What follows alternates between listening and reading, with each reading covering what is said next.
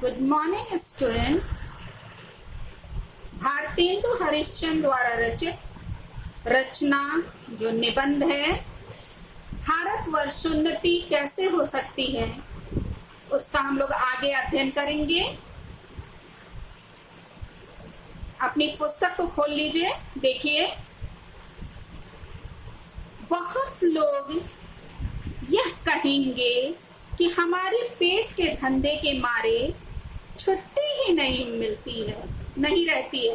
यानी वो बहाना बनाएंगे कि है हमें अपने नौकरी पे जाना है, फिर उसके बाद मेरे पास समय नहीं रहता कि हम देश के लिए कुछ सोचें, समाज के लिए कुछ करें।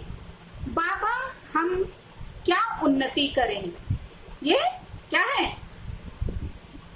अपने सुझाव देंगे कि हम क्या करें, है? हमारे पास तो वक्त ही नहीं है।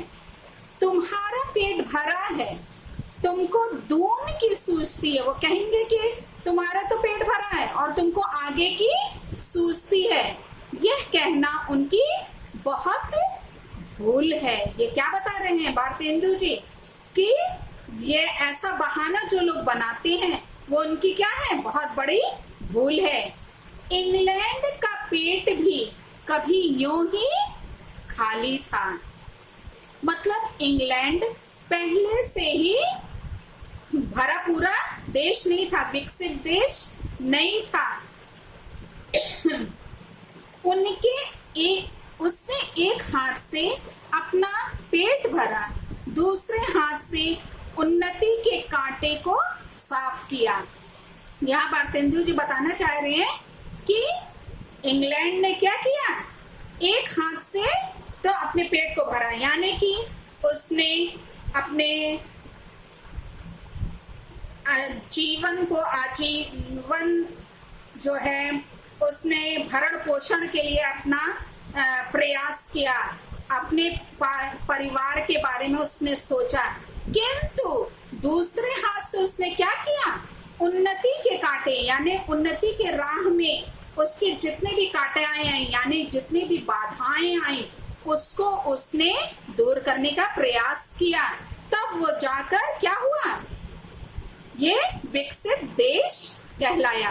क्या इंग्लैंड में किसान, खेत वाले, गाड़ीवान, मजदूर, कोचवान आदि नहीं है? मतलब कि क्या छोटा काम करने वाले लोग वहां पे नहीं हैं? वहां भी हैं। किसी देश में भी सभी पेट भरे हुए नहीं होते, यानी कि कोई भी ऐसा देश नहीं होता है जो जिसमें कि गरीब लोग नहीं पाए जाते हैं।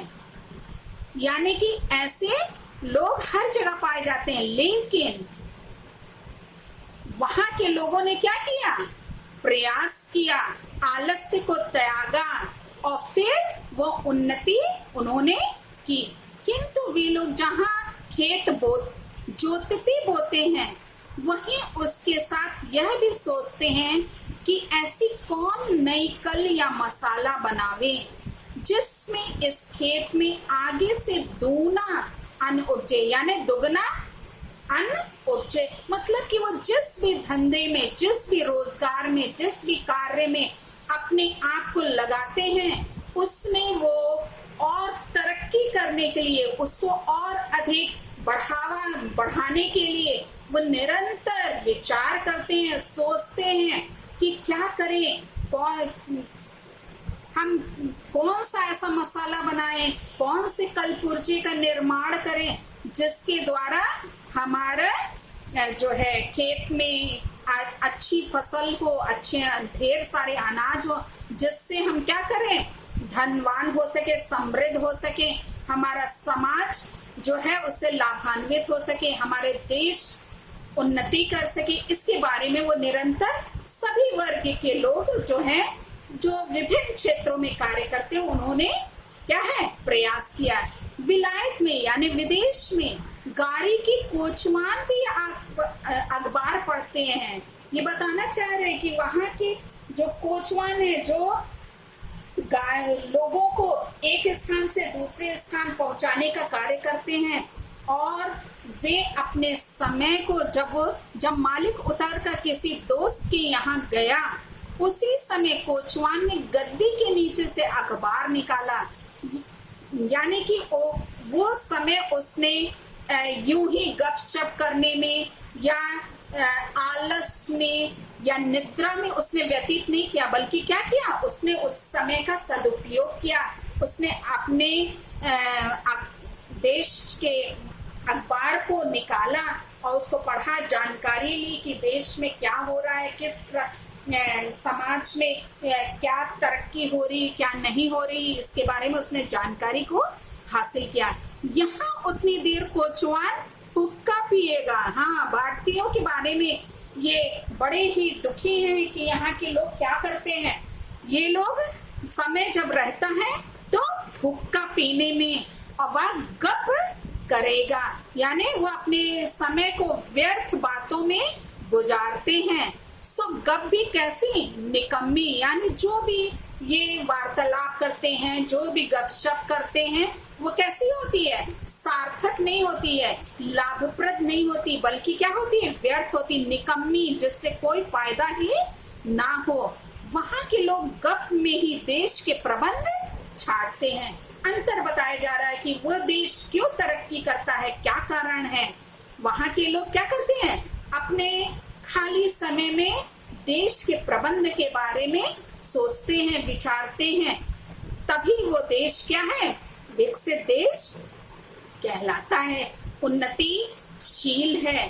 सिद्धांत यह कि वहां के लोगों का यह सिद्धांत है कि एक क्षण भी व्यर्थ ना जाए। हाँ, एक क्षण मतलब क्षण, मतलब कि वो समय का एक छोटा भाग भी व्यर्थ बेकार जाने नहीं देना चाहते हैं।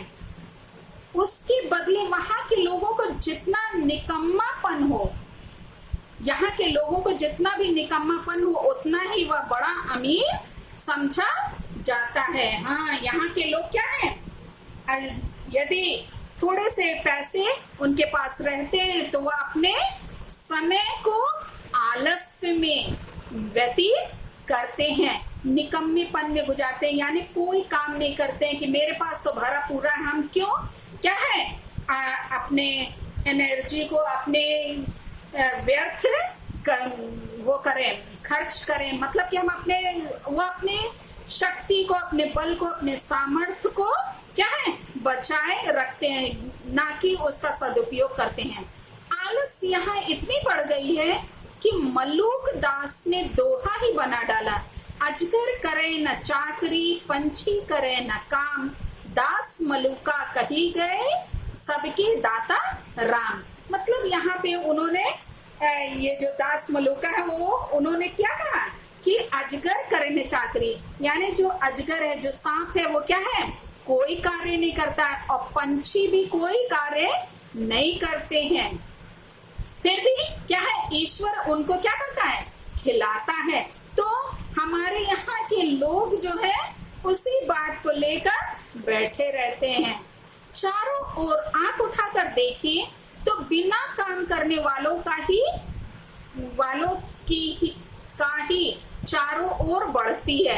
ये हिंदुस्तानी के बारे में बताना चाह रहे हैं, उस समय के समाज के लोगों के बारे में बताना चाह रहे हैं कि वहां वो दोनों जब आंख उठाकर चारों ओर देखा तो क्या देखा, चारों ओर जो है बेरोजगार बैठे हैं, जो बिना काम के, रोजगार कहीं कुछ भी नहीं, चारों ओर दरिद्रता की आग लगी हुई है।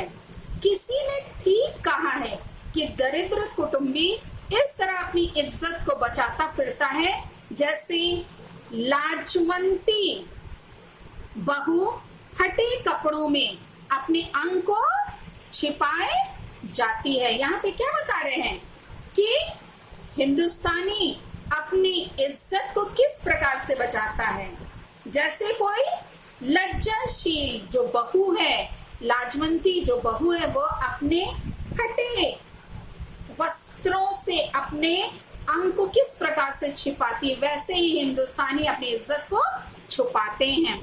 वही दशा हिंदुस्तान की है। मर्द शुमारी यानी जनगणना का रिपोर्ट देखने से स्पष्ट होता है कि मनुष्य दिन दिन यहाँ बढ़ते जाते हैं। यहाँ क्या है? दिन दिन, यानी हर पल जनसंख्या जो है निरंतर बढ़ती ही चली जा रही है और रुपया दिन दिन कमती होता जाता है, यानी कि जो आर्थिक उन्नति नहीं हो रही है, रुपया कम होता जा रहा और जनसंख्या बढ़ती चली जा रही है। सो अब बिना ऐसा उपाय की काम नहीं चलेगा कि रुपया भी बढ़े और वह रुपया बिना बुद्धि बढ़े ना बढ़ेगा। ये कह रहे हैं, बताने का प्रयास कर रहे हैं कि जनसंख्या तो बड़ी तेजी से बढ़ रही है, हैं? आप सब जानते हैं कि हिंदुस्तान की जनसंख्या क्या है? दूसरे नंबर पे है। चाइना पहले नंबर पे और दूसरे नंबर पे क्या है? हिंदुस्तान है। और देखिए वहां पे विदेशों में लोग क्या है, जितने लोग रहते हैं सब के सब मिलके अपने देश की उन्नति के लिए कार्य करते हैं। जहां वो 18 साल के होने जाते हैं, वो तुरंत जो है अपना पढ़ाई के साथ साथ वो रोजगार भी करते हैं, स्वयं का खर्चा खुद निकालते हैं। किंतु हिंदुस्तानी क्या करते हैं? वो माँ बाप के सहारे ही अपना जीवन यापन करते हैं। बहुत कम जो रहते हैं वो अपना समय से आर्थिक सहयोग करने में मदद करते हैं।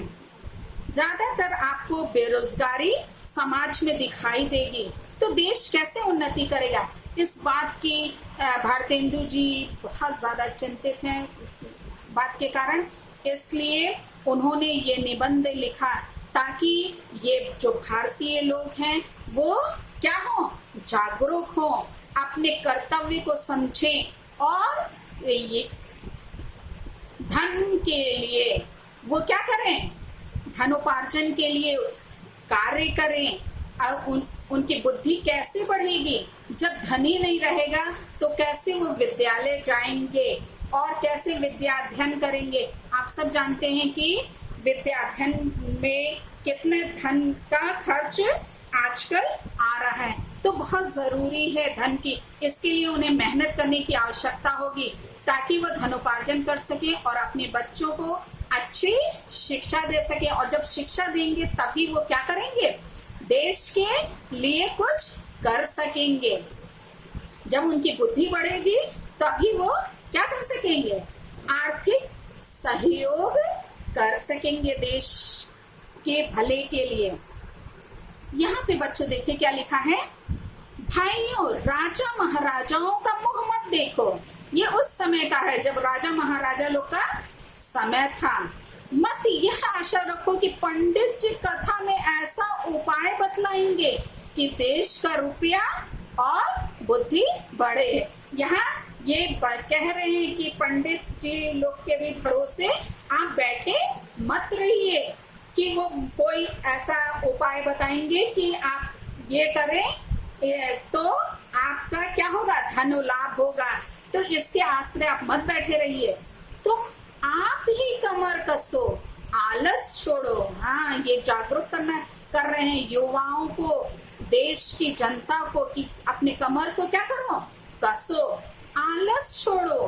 कब तक अपने को जंगली, फूस, मोर, बोदे,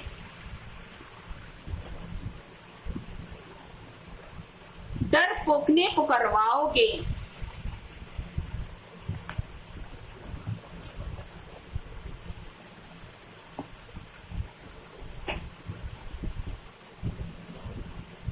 दौड़ो इस घुड़दौड़ में, जो पीछे पड़े तो फिर कहीं ठिकाना नहीं। फिर कब राम जनकपुर हैं, अब की पीछे पड़े तो फिर रसातल ही पहुंचोगे। यहाँ पे ये बताने का प्रयास कर रहे हैं कि आलस को त्यागने की आवश्यकता है, नहीं तो तुम क्या हो जाओगे।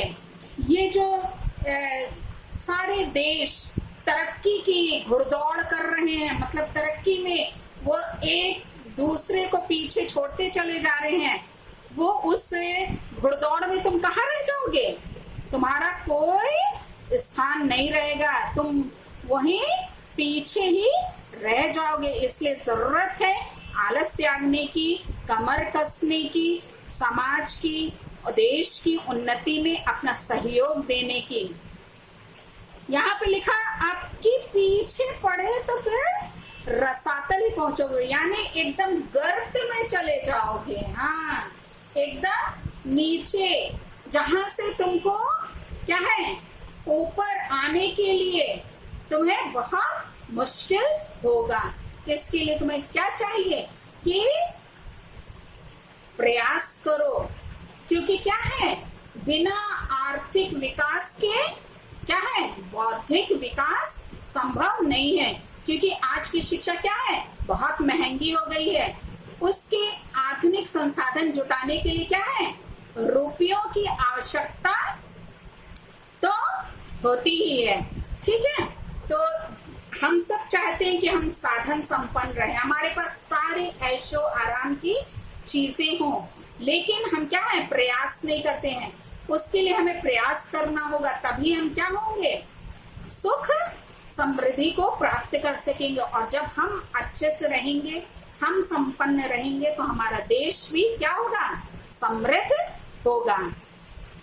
अब भी तुम अपने को ना सुधारो तो तुम ही रहो, और वह सुधरना भी ऐसा होना चाहिए कि सब बात में उन्नति हो। हाँ, केवल एक ही क्षेत्र में उन्नति नहीं हो चाह रहे हैं, सामाजिक, आर्थिक, राजनीतिक समस्त क्षेत्रों में, धार्मिक सभी क्षेत्रों में क्या होनी चाहिए उन्नति होनी चाहिए। लिखा है धर्म में, घर के काम में, बाहर के काम में, रोजगार में, शिष्टाचार में, चाल चलन में, शरीर में, बल में, समाज में, युवा में, वृद्ध में, स्त्री में, पुरुष में, अमीर में, गरीब में, भारतवर्ष की सब अवस्था, सब जाति, सब देश में उन्नति करो। हाँ, वो बिल्कुल नहीं चाहते कि कोई भी एक भी व्यक्ति, चाहे वो स्त्री हो, चाहे पुरुष हो, चाहे छोटा हो, चाहे बड़ा हो, चाहे अमीर हो, चाहे गरीब हो,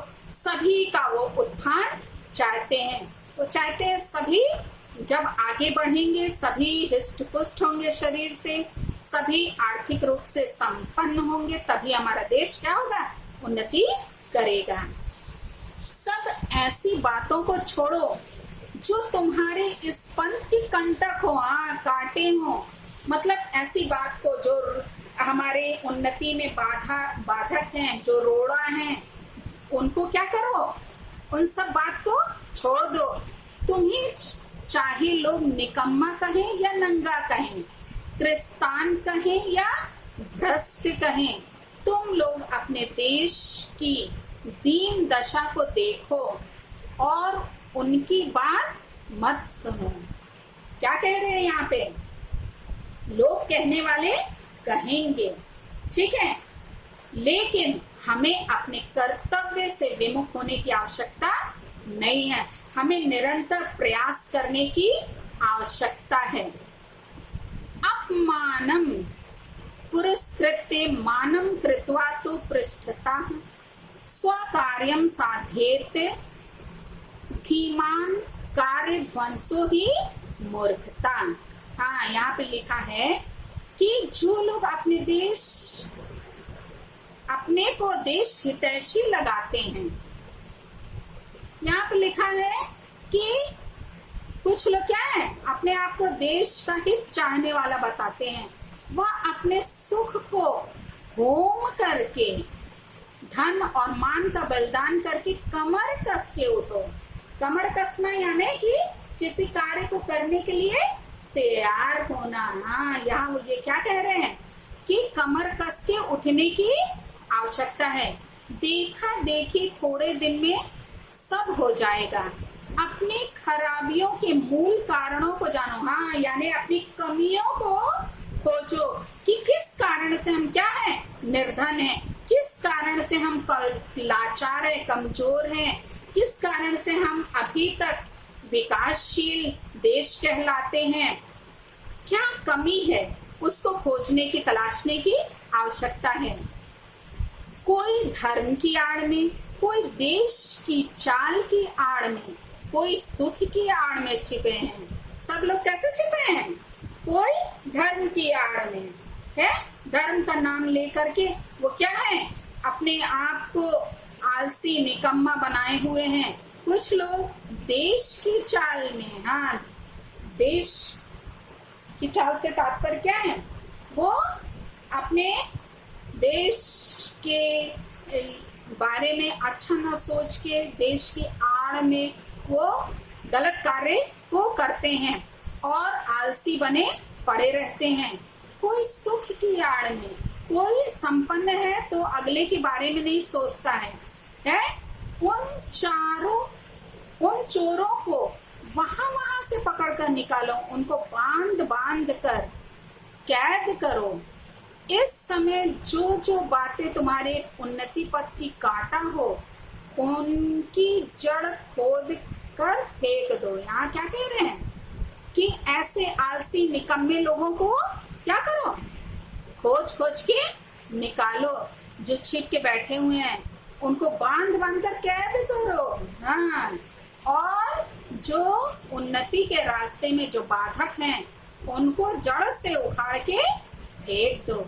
यहाँ पे ये पूरे में बताने का प्रयास कर रहे हैं कि हे युवाओं, भारतीयों, तुम क्या हो, अपने आलस को, अपने निकम्मेपन को अपने त्याग करो। जो बुद्धिहीन हैं वो क्या हो, बुद्धिमान हो और अपनी उन्नति करें, समाज की उन्नति करें, देश की उन्नति करें। अब ये प्रश्न है कि भाई हम तो जानते ही नहीं कि उन्नति और सुधरना किस चिड़िया का नाम है, किसको अच्छा समझें, क्या ले क्या छोड़ें। तो कुछ बातें जो इस शीघ्रता से मेरे ध्यान में आती है उनको मैं कहता हूँ, सुनो। सब उन्नतियों का मूल धर्म है। क्या है? सारी उन्नति, मतलब कि हम किस प्रकार से उन्नति करें, इसके लिए हम क्या कर सकते हैं, हमें धर्म के बारे में क्या, और धर्म क्या है, अच्छे कार्य, हमारे अच्छे आचरण जो हैं वो क्या है, धर्म कहलाते हैं। तो हमें उसके बारे में सबसे पहले विचारने की आवश्यकता है। लिखा है कि सब उन्नतियों का मूल धर्म है, यानी किसी भी देश की वास्तविक उन्नति जो है तब ही संभव है जब हम उसके निवासियों को, यानी वहां रहने वाले लोगों को क्या करें, धर्म के अनुसार आचरण करने की प्रवृत्ति विकसित करें। हाँ, यानी कि हमें वो कार्य करने चाहिए जिससे दूसरे को क्या हो, कष्ट ना हो, बल्कि हमें भलाई के कार्य करने चाहिए। मनुष्य को अपने कर्तव्यों के प्रति निष्ठा ही सबसे बड़ा धर्म है। हमें अपने कर्तव्य जो हमें करने चाहिए उसका पहले हमें ध्यान रखना चाहिए, क्योंकि वही क्या है, सबसे बड़ा धर्म है। हमारा क्या धर्म है, माता पिता की आज्ञा मानना, उनका आदर करना। जो छोटे बच्चे हैं हमें जो वो विद्यालय भेजते हैं तो हमें जो अध्ययन करना है उस पर हमें विशेष रूप से हम क्या करें, ध्यान दें। जब हम वो कार्य कर्तव्य जो हमारा है, हम अपने शरीर का अच्छी प्रकार से ध्यान रखें। जब शरीर स्वस्थ रहेगा तो ही स्वस्थ मस्तिष्क का भी निर्माण होगा। तो हमें इन बातों को, जो हमारे कर्तव्य हैं, जो हमारा धर्म है, उसको हम सबसे पहले करें। धर्म का आशय उस आचरण से है जो क्या है, जो समाज अथवा राष्ट्र के कल्याण को ध्यान में रख के किया जाए। धर्म का आशय यानी धर्म का मतलब उस आचरण से क्या है, जो क्या करता है, समाज और राष्ट्र के उसका कल्याण के लिए वो क्या करता है, ध्यान में रखकर कार्य करता है। प्रत्येक क्षेत्र में जब इसी कल्याणकारी भावना को ध्यान में रखकर हम कार्य करेंगे तभी क्या होगा, समान रूप से उन्नति होगी, हमारे देश की तभी उन्नति हो पाएगी। तो इसलिए हमें क्या करना है, सबसे पहले अपने कर्तव्यों के प्रति निष्ठा रखने की आवश्यकता है। आगे है कि हमें सभी के जीवन में सुख और आनंद की तभी क्या होगी, वृद्धि होगी। समान रूप से सभी के कल्याण एवं सुख पर आधारित इस प्रकार की उन्नति ही क्या है, वास्तविक उन्नति कही जाएगी, जिसमें सबका कल्याण हो। यहाँ पे लिखा है कि इससे सबके पहले धर्म की उन्नति करनी उचित है। वही हमने जो बताया आपको, क्या है कि अपने कर्तव्य को, जो हमारा कार्य है, उसको हम निष्ठा पूर्वक जब करते हैं तो वही हमारा क्या है, धर्म है। देखिए विदेशों में कैसा होता है, देखो अंग्रेजों की धर्म नीति राजनीति परस्पर मिली हुई है। हाँ, उन लोग धर्म नीति और राजनीति दोनों मिला करके कार्य करते हैं, जिसके कारण वो क्या है, इससे उनकी दिन दिन कैसी उन्नति है उनको जाने दो।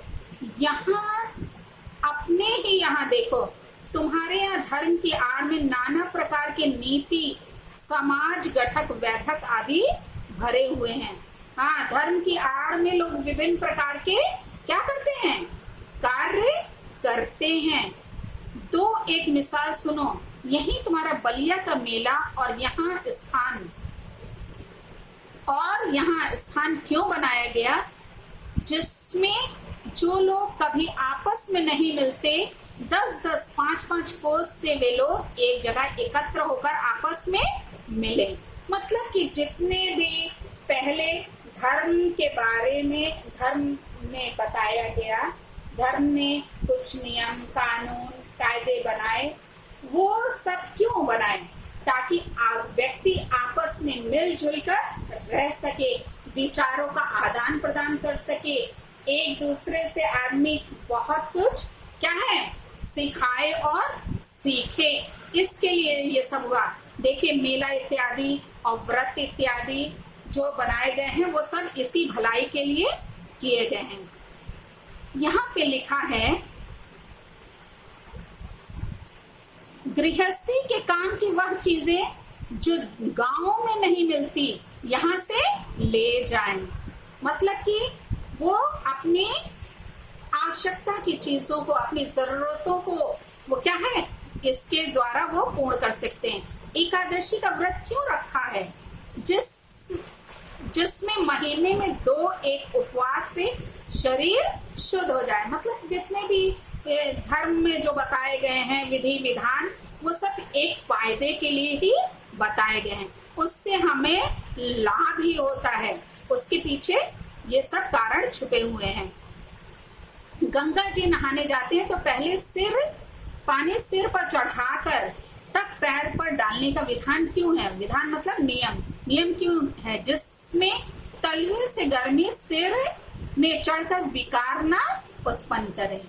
दीपावली इसी हेतु है कि इसी बहाने साल भर में एक बेर तो सफाई हो जाए। मतलब पूरे घर की, ये सब क्या है भले के लिए ही आपके, ताकि ये त्योहार के बहाने पूरे घर क्या हो साफ सुथरा हो जाए, आप रोग मुक्त रहें, किसी प्रकार की आपको परेशानी ना हो। यही त्योहार ही तुम्हारी म्युनिसिपैलिटी है, यानी जो म्युनिसिपैलिटी कार्य करती है सफाई का, वो है ये त्योहार हमारे हैं। ऐसे सब पर्व, सब तीर्थ व्रत आदि में कोई हिकमत है, मतलब कि बिना किसी कारणवश ये सब त्योहार नहीं बनाए गए हैं, कुछ न कुछ उसके पीछे कुछ न कुछ कारण है। उन लोगों ने धर्म नीति और समाज नीति को दूध पानी की तरह मिला दिया। किसने, विदेश वालों ने। खराबी तो बीच में भाई है, वह यह है कि उन लोगों ने ये धर्म क्यों मान लिए थे, इसका लोगों ने मतलब नहीं समझा और इन बातों को वास्तविक धर्म मान लिया। भाइयों, वास्तविक धर्म तो परमेश्वर के चरण कमल का भजन है। यहाँ ये बताने का क्या प्रयास कर रहे हैं कि भाइयों वास्तविक धर्म क्या है, परमेश्वर के चरण कमल का भजन है। यदि हम ईश्वर भक्ति में अपने समय को व्यतीत करते हैं तो ईश्वर हमें क्या करता है, उन सब चीजों को प्रदान करता है जिसकी हमें आवश्यकता है। तो हमें चाहिए कि हम क्या करें, धर्म के अनुसार अपने जीवन को व्यतीत करें, उसका निर्वहन करें, ताकि समस्त प्रकार की जो हमें उन्नति की आवश्यकता है वो हम उन्नति कर सकें। बच्चों,